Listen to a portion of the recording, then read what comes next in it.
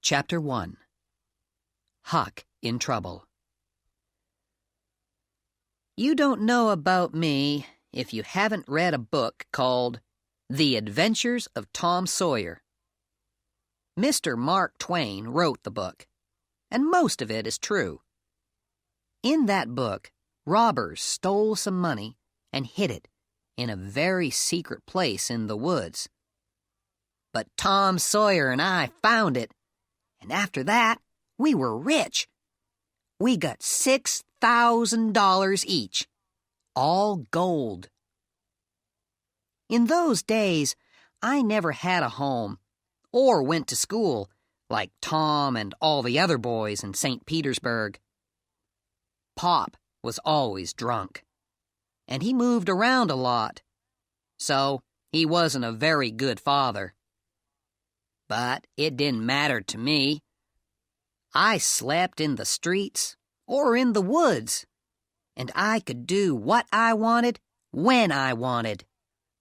It was a fine life. When we got all that money, Tom and I were famous for a while.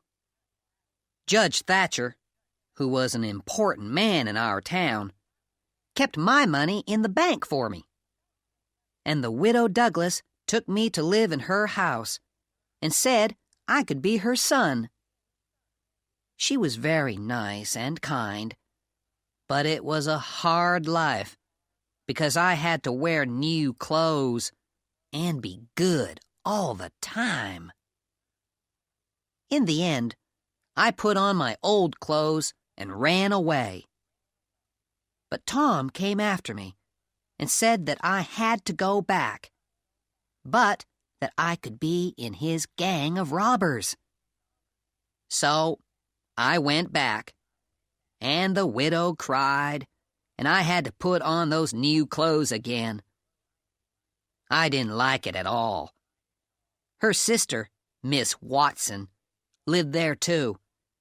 She was always saying, "Don't put your feet there, Huckleberry," and "Don't do that, Huckleberry." It was terrible. When I went up to bed that night, I sat down in a chair by the window. I sat there a good long time, and I was really unhappy. But just after midnight, I heard meow, meow outside. Very softly, I answered, meow, meow. Quietly, I put out the light and got out through the window. In the trees, Tom Sawyer was waiting for me. We went through the trees to the end of the widow's garden. Soon we were on top of a hill on the other side of the house. Below us, we could see the river and the town. 1 or 2 lights were still on, but everything was quiet. We went down the hill and found Joe Harper, Ben Rogers, and 2 or 3 more of the boys. Then Tom took us down the river by boat to his secret place, which was a cave deep in the side of a hill.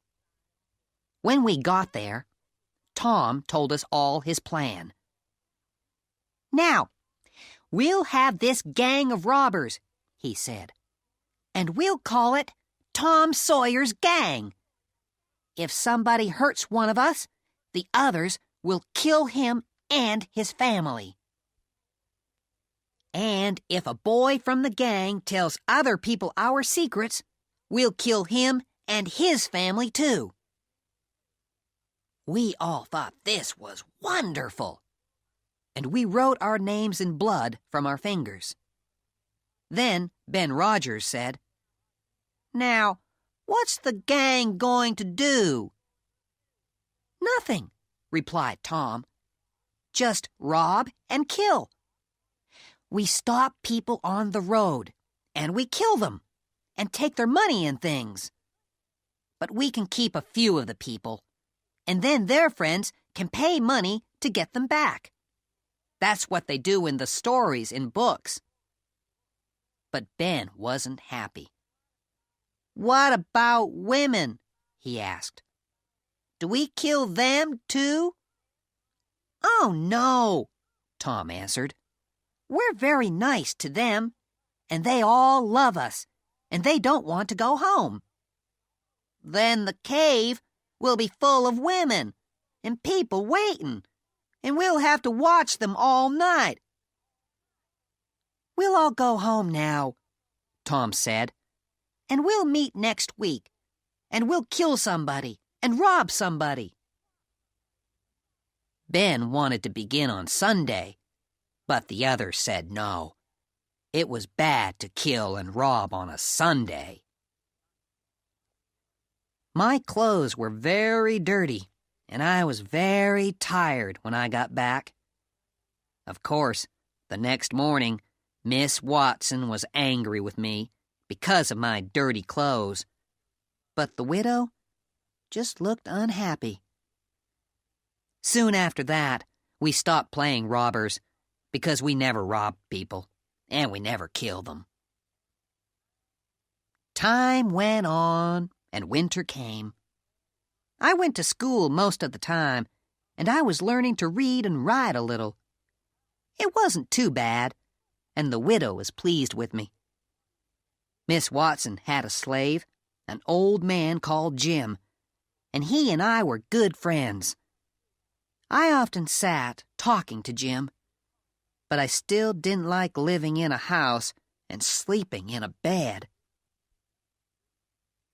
Then, one morning, there was some new snow on the ground, and outside the back garden, I could see footprints in the snow.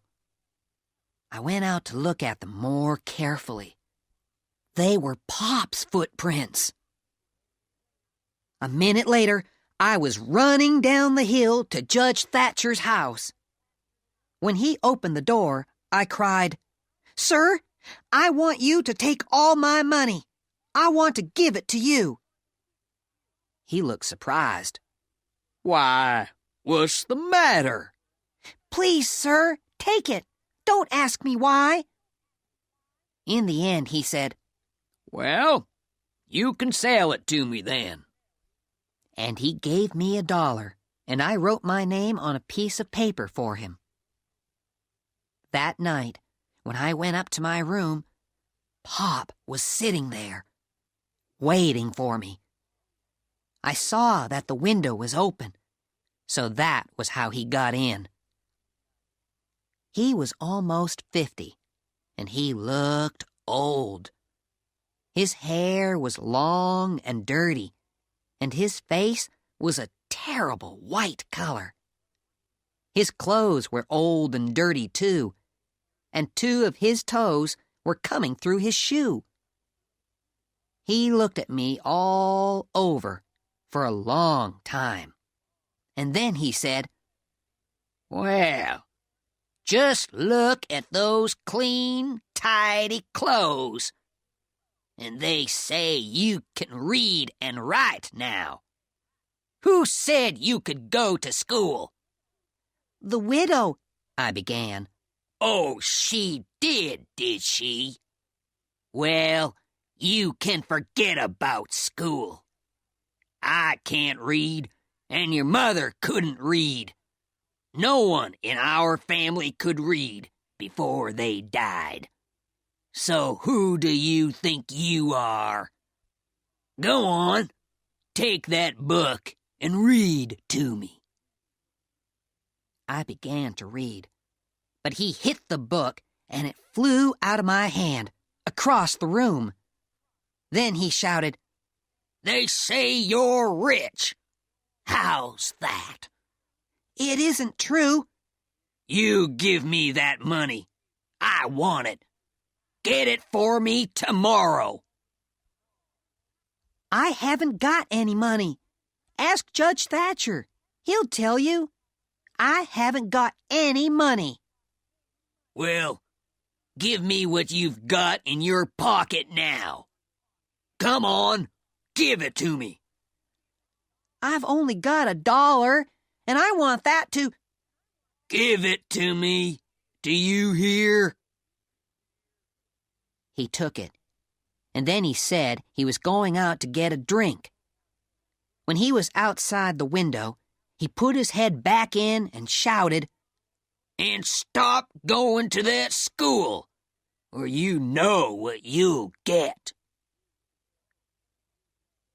The next day, he was drunk, and he went to Judge Thatcher to get my money. The judge wouldn't give it to him. But Pop didn't stop trying, and every few days I got $2 or $3 from the judge to stop Pop from hitting me. But when Pop had money, he got drunk again and made trouble in town. He was always coming to the widow's house, and she got angry and told him to stay away. Then Pop got really angry, and one day he caught me and took me a long way up the river in a boat. I had to stay with him in a hut in the woods, and I couldn't go out by myself. He watched me all the time. The widow sent a man to find me and bring me home, but Pop went after him with a gun, and the man ran away.